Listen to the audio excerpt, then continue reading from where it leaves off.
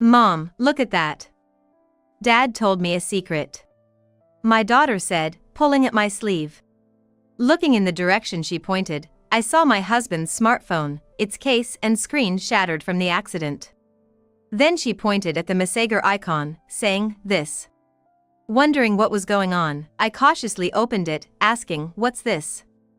I immediately stripped off all the patient pants my husband was wearing, checking every nook and cranny, and there it was. I couldn't help but cover my mouth with my hand. My name is Heather. It's been a few years since I got married, and now we have one child. My daughter's name is Amy. She goes to the nearby kindergarten and loves her friends, being a favorite among the kindergartners. After graduating from a pastry school, I started working at a restaurant and met my husband, Richard, there. He was 4 years older than me, a mid-level chef who was bright, handsome, and popular among the part-time girls who often asked him out for meals. So when Richard and I, who were plain and unremarkable, announced our marriage at work, our colleagues and customers were quite surprised, and some of the girls even harassed us.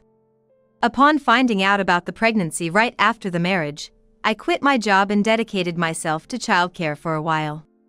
Then, when Richard turned 30, we opened a cafe on the ground floor of our house. Richard, who had always dreamed of having his own shop since childhood, I remember seeing his face sparkle like a boy when he saw the finished interior. To support him, I helped out at the cafe alongside childcare, focusing on new menus and attracting customers. Our cafe was located in the middle of a residential area, so during lunchtime, it was mostly occupied by housewives. Taking note of this, we started hosting a simple cooking school at the cafe on our day off once a week. Rumors spread about being taught by a good-looking former restaurant chef, and to my delight, the cooking school now has a long waiting list of students. The cake recipe you taught us last week was a big hit with my son and husband. That's great. Feel free to come for lunch with your family next time. Our chef will surely be delighted. Of course. Customer feedback like this is what motivates us more than anything, my husband said cheerfully while finishing up the cooking, humming a tune. Every time I witness such moments, I feel truly grateful from the bottom of my heart that we were able to open this cafe. The management of the restaurant was on track, and with Amy starting kindergarten this spring, I was looking forward to working harder. But just then, unfortunate news reached our family. Every time I witness such moments, I feel truly grateful from the bottom of my heart that we were able to open this cafe.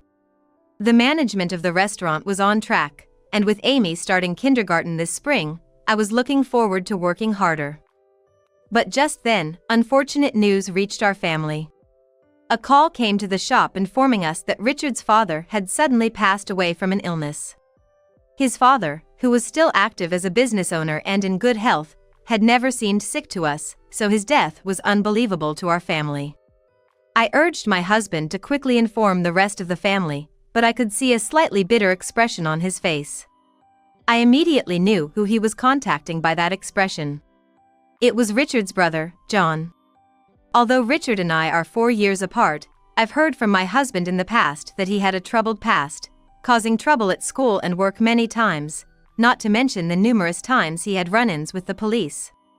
Since then, neither my husband nor I had any contact with him, and my husband had been avoiding us meeting John. However, it seemed like that wouldn't be the case this time. After a brief conversation over the phone, my husband's somber expression conveyed a warning: the funeral is coming, but his face also warned, be careful of him. My husband's strong reaction made me curious about what kind of person he really was, but just mentioning John's name from my mouth was enough to sour his mood, I'm sure. We started preparing for the funeral in earnest the next day, but there was much more to do than I had anticipated. Time flew by, and before I knew it, the funeral was over, and Richard's father's ashes returned to my husband's family home. The atmosphere remained somber even after we returned home, so my husband and I tried to distract ourselves from the sadness by reopening the cafe the next day. Our customers seemed to have been waiting for the reopening, as the day went by in a blur of busyness, and I felt like I couldn't remember much about my father-in-law. As I was about to let myself succumb to exhaustion and sleep without thinking about the sadness, I couldn't. Because as closing time approached, the last person my husband would want to see arrived at the shop. Long time no see, Richard. Well, I did see you yesterday, but you came all the way to the shop. How about serving us dinner for two? Hey, Rachel, it's fine to have dinner here tonight, right? Huh? In this shabby place? Well, whatever. By the way, this place is so small. It was Richard's brother, John, and his wife, Rachel. They sat down at a table without permission and started looking at the menu. While muttering, troublesome guy came, Richard came out of the kitchen. What are you here for? I'm pretty sure I told relatives not to give you the address of our shop. Besides, we're already closed today, so please leave. Well, it's not that simple. I have something important to discuss. I came all the way here. You seem to be running your own shop and making quite a bit of money without any stress, right? While we work desperately every day and only get peanuts for pay. So, it wouldn't be a problem for you to just hand over all of Dad's inheritance to me, right? It's enough that you say you'll give up all of the inheritance. While saying this, Richard continued to look at the menu without looking up. It seems John came to persuade us because he wanted to monopolize the inheritance. I wouldn't just say okay to that kind of talk. The inheritance will be distributed as planned among the siblings. Whether you agree or not doesn't matter, and this isn't a place for you to be. Please leave. As Richard replied, John looked up from the menu and glared silently at Richard, then kicked the table hard with his foot. I was surprised by the sudden action, as the wooden table crashed loudly onto the floor, menus and decorations scattering around. Richard, can't you just listen to what I, your brother, have to say? You've been disowned by Dad once. You're no longer my brother. You're a stranger. Despite John appearing to be at the peak of anger, Richard remained calm, not changing his expression. I see. I understand your position well. However, you'll regret defying me. Turning red with anger, John grabbed Richard's collar. After saying this, he and Rachel left the shop. The floor looked scattered as if a storm had passed, and the shop fell into silence. The only relief was that Amy was already asleep in her room and wasn't involved in the commotion. But the real storm began the next day. The next morning, when I went out to open the shop, I found large graffiti sprayed on the shutters. What's this? It's terrible. Insults like terrible food or never coming again were written in red letters, standing out. I immediately reported it to my husband and tried to clean the graffiti, but soap and water alone couldn't remove it. Reluctantly, we contacted a professional cleaner to have it cleaned. Furthermore, during the day, we were asked by customers, with quite anxious faces, "Hey, I want to confirm something. Is it true that you use expired ingredients in this shop?" This happened several times. When I asked them for more details, it seemed that someone had posted on the internet that they had stomach pains after eating our food, or that the food smelled rotten when they ate it. I heard that there had been an increase in the number of word-of-mouth reviews on the internet, which stated things like, "I had stomach pains after eating our food." I was concerned because there had been a large increase in the number of word-of-mouth reviews on the internet. Panicked, I explained that we never serve dishes that endanger customers' safety and that there had been an increase in prank reviews on the internet lately. However, all the customers seemed to remain suspicious. If there really were cases of food poisoning, it would be a big problem, but so far, there had been no reports of such patients from the health department. I was convinced that it was the work of those two. The harassment continued to escalate, with silent calls, negative posts on social media, and even spreading rumors deliberately tarnishing our reputation in front of the shop. Although the number of customers gradually decreased, regulars and acquaintances who knew us well increased their visits to the shop, bringing along friends, showing their support. For my husband and me, it was deeply appreciated and heartwarming. However, no matter how much they supported us, the harassment didn't stop. If the harassment was directed only at me and Richard, we could endure it. But if it turned against Amy, it would be irreversible. Once I started thinking that way, I couldn't sleep at night out of fear, and I couldn't focus even when Amy was at kindergarten, and my husband seemed to be in the same state. After discussing with Richard, we decided to give a portion of the property to John and Rachel before the harassment got worse and Amy was put in danger. One day, I went to the usual market in the morning for shopping. I thought there would be few customers on a weekday, but I felt a strange unease as I hurried back to the shop to make it in time for opening hours. Despite the opening time being near, the shutters remained closed. Feeling odd, I went around to the back door and entered the shop, but the room was eerily quiet, and Richard was nowhere to be seen. "Mommy!" I heard Amy's voice from the back of the shop, so I quickly put down my things and headed towards the direction of the voice. "Amy! What are you doing in such a dark place? Weren't you supposed to go to kindergarten with Daddy?" Amy shook her head anxiously. "No, you see, Mommy, I dressed myself, but Daddy went outside. So, I waited here." Feeling sorry for how long she must have been alone in the shop, I instinctively hugged her tightly. "I see. You did a great job waiting alone. By the way, why did Daddy go outside?" Daddy and Uncle John and Aunt Rachel were here, and they all went out to play, leaving me behind." The names that came out of Amy's mouth made my eyes widen. My heartbeat accelerated, and a vague sense of unease swelled within me. "I'm sorry, honey." I sat Amy down on a chair and hurriedly took out my phone to call Richard. But he didn't answer the phone at all. I tried calling again after hanging up once, but it was still no good. They were taken away by those people over the inheritance issue. Then how should I go about finding them? With John's violent and volatile nature, involving the rough and tough police would be risky. What if he does something to my husband? Should I contact the police just in case? As panic gripped me and my mind raced, it was Amy's voice saying, "Mommy, I'm hungry," that brought me back to reality.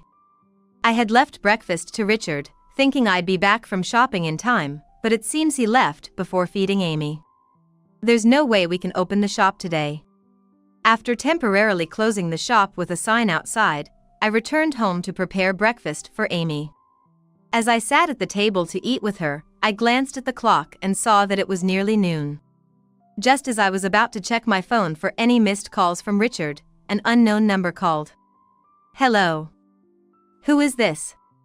"Hello. I'm with the paramedics. Are you Richard's wife by any chance?" The word paramedic sent a chill down my spine, and the unpleasant thought I had just imagined resurfaced in my mind. While clutching my smartphone tightly, I quietly listened to the person speaking. After the conversation ended, I quickly took Amy and left the house. My hand holding Amy's was visibly shaking. According to the paramedic, Richard had darted into the street and collided with a truck. He had suffered severe injuries and was currently being transported to the hospital by ambulance. With my head in a panic, I drove to the hospital, desperately trying to calm myself with the thought that Amy was in the car. Upon arriving at the hospital, I rushed to find Richard, but a nurse informed me he's in critical condition and undergoing emergency surgery. No time for details. Amy and I were left waiting, and I stared intently at the operating room light. I'm not sure how much time passed, but I noticed Amy had fallen asleep using my lap as a pillow. From the window at the end of the hallway, I could see the evening sky tinged with red. My hands, still shaking since noon, gently stroked Amy's head, making a soothing sound. Then the light went out, and the doctors and nurses emerged. "Are you his wife?" "Yes, that's me." "How is Richard, my husband?" "Please be assured, your husband has pulled through. However, he has not regained consciousness yet. It all depends on his physical strength and vitality now." "Oh no!" Richard was moved to the ICU, and I sat beside him, staring at his face, showing no signs of awakening. Feeling drained and overwhelmed by anxiety about the future. I wondered what would happen if Richard never regained consciousness. No, I couldn't afford to think like that. I gripped my husband's hand, trying to dispel the anxiety and praying for his safety. Then I noticed Amy tugging at the sleeve of my shirt. "What's wrong, Amy? Are you tired?" Shaking her head, she pointed at Richard's smartphone with a cracked screen and case. "Look at this. Dad said it's a secret from Uncle John and the others." Then she pointed to the Line app icon, saying, "This one." Suspicious, I hesitantly opened it. I saw a barrage of messages that seemed like threats sent from John, now called John, to Richard. Scrolling through, the messages appeared to have been sent over several days.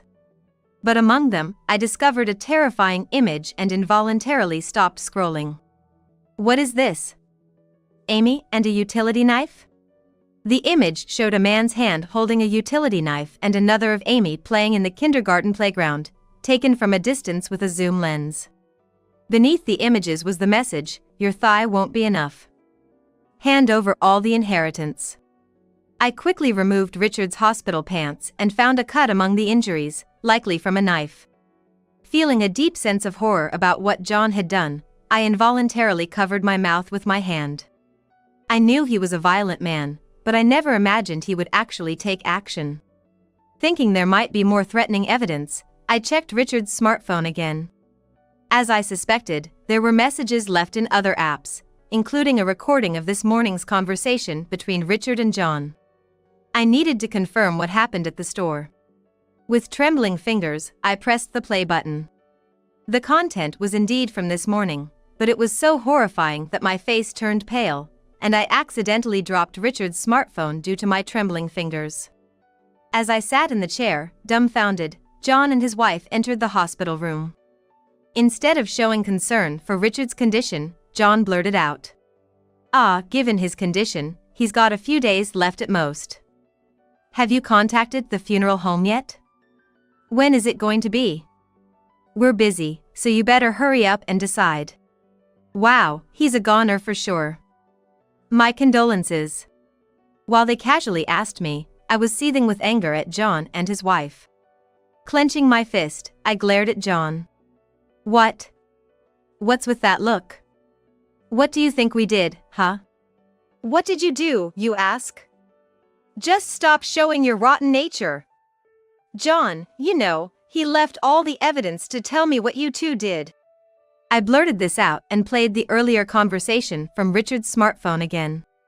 The recording started with John and his wife coming to the store while I was out shopping. "You two again. What do you want this time? We came to negotiate directly since you won't hand over the inheritance, no matter how long we wait. You saw the photos we sent, right?" After a pause, there was a commotion as Richard hurriedly left the store.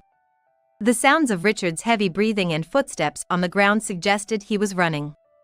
Probably to get away from the store to avoid harm to Amy. However, John's voice could be heard shouting, "Wait, you bastard," followed by, "Do you care what happens to your daughter? You know she's still inside the house, right? We won't guarantee her safety unless you hand over all the inheritance." "Fine. I'll give you all the inheritance. Just promise me and get out of my family's life." Right after Richard screamed that, the sound of a truck's brakes and the screams of passers-by filled the air. Then the recording stopped. "It's because you two came to the store that Richard." Before I knew it, I was crying and shouted at John and his wife through tears.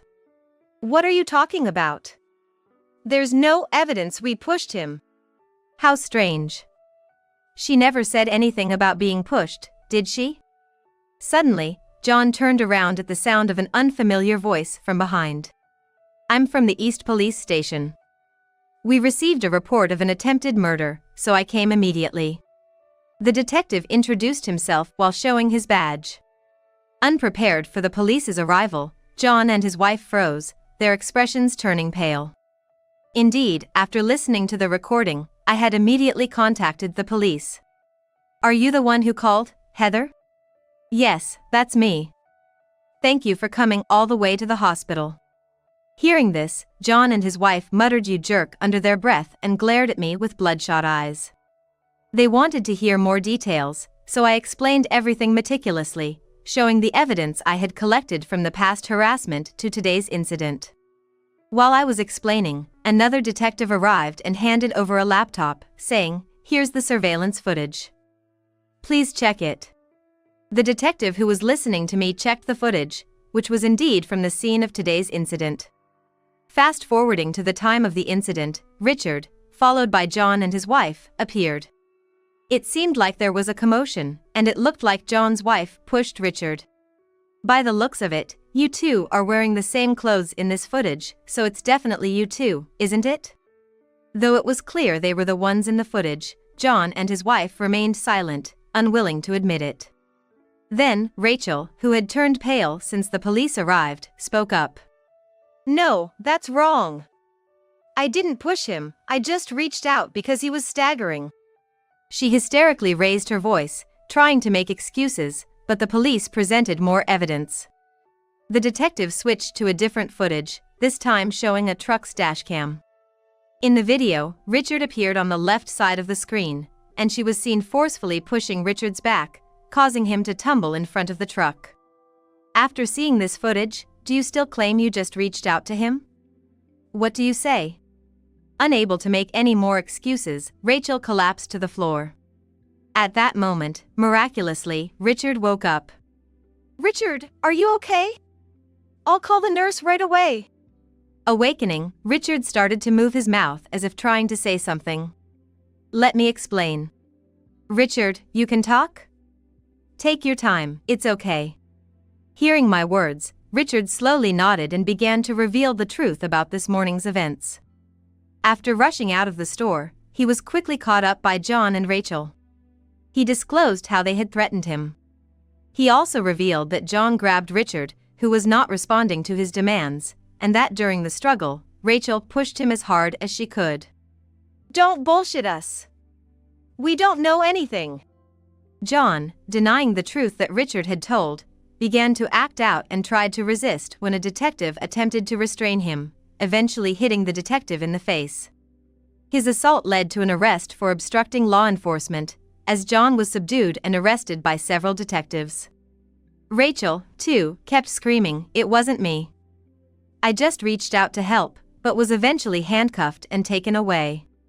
Having witnessed everything, I suddenly felt all strength leave my body and slumped into the chair. Richard, why did you keep quiet about being slashed?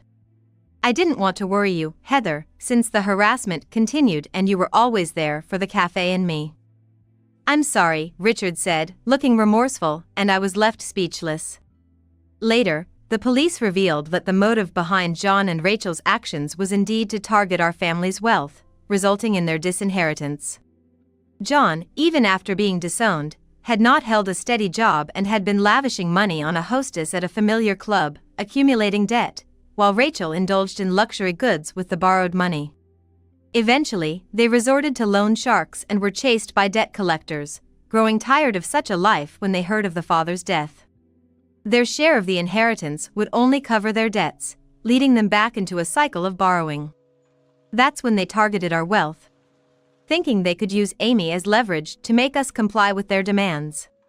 They forced Richard to promise the inheritance, but believed that if Richard himself were gone, they could get all of the wealth unconditionally. Due to the egregiousness of their harassment and motive, John and Rachel received a prison sentence and would be incarcerated for several years. Weeks after the incident, my husband's injuries finally healed, and we were able to reopen the cafe.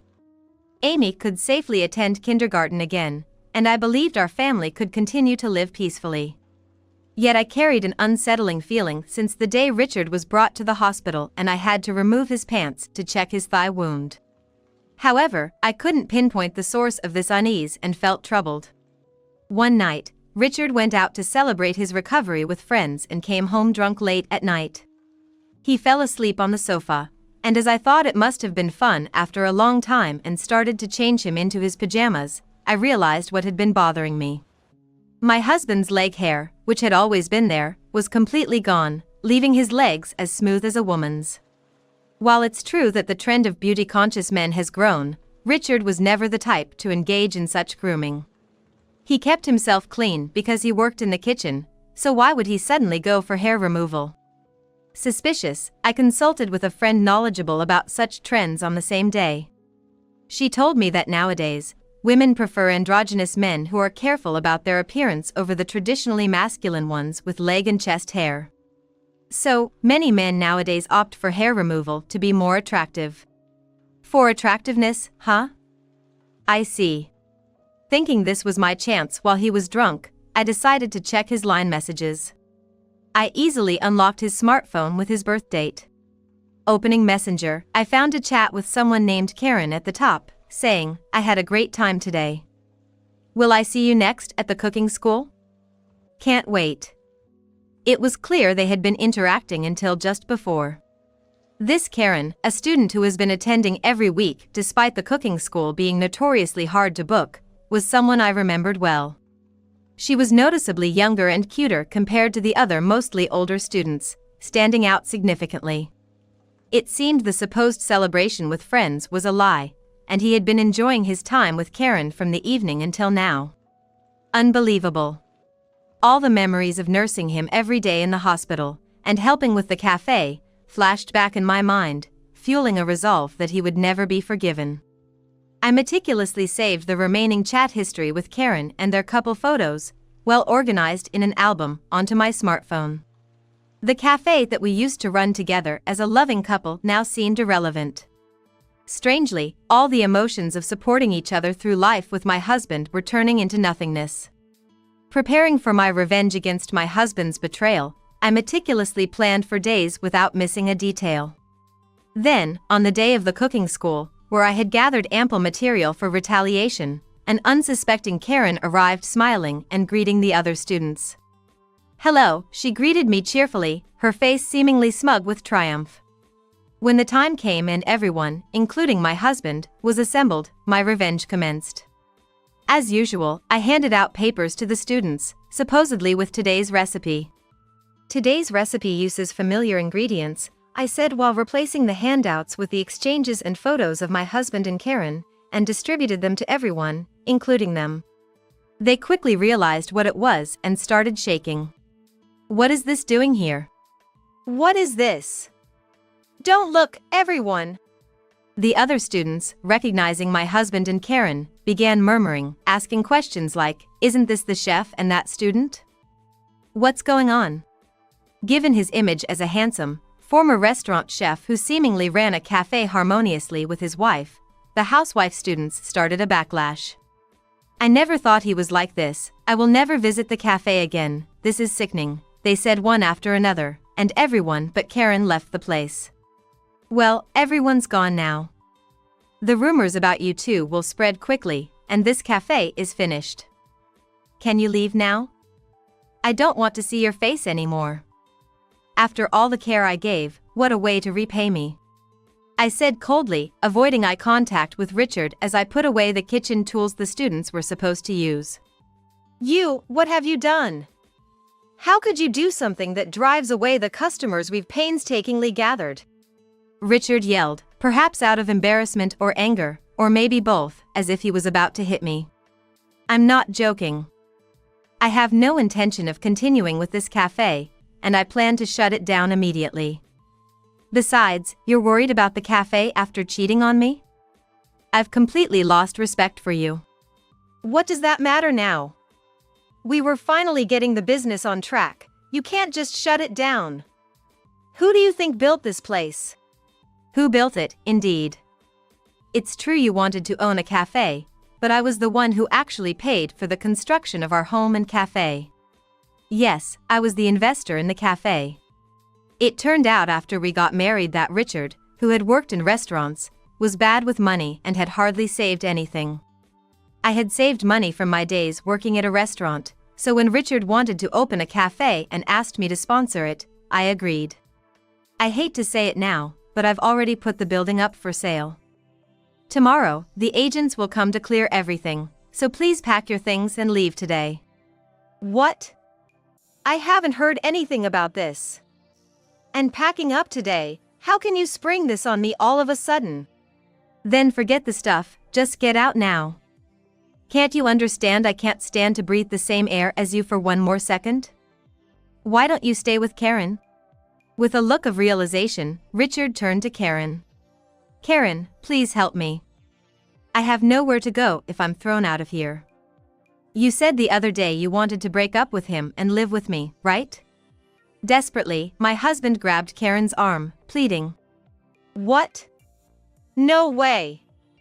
I'm annoyed being bossed around by that woman. Besides, I live with my boyfriend. You were just a convenient fling because you're somewhat handsome, old man. My husband, whose recent exchanges with Karen on Messenger seemed like a lie, was left gaping in disbelief at her attitude. Wait, Karen! Ignoring Richard's call, Karen left the cafe without looking back at him. Then he turned to me.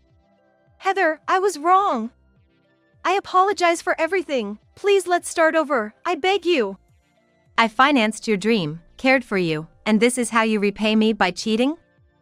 I can't imagine living with you again. Besides, I've already found a new place for Amy and me to live. We're moving out tomorrow after finalizing everything. I've prepared the divorce papers, just come to pick them up tomorrow. Goodbye. With that, I left Richard alone in the cafe and went upstairs to our home, locking the door behind me.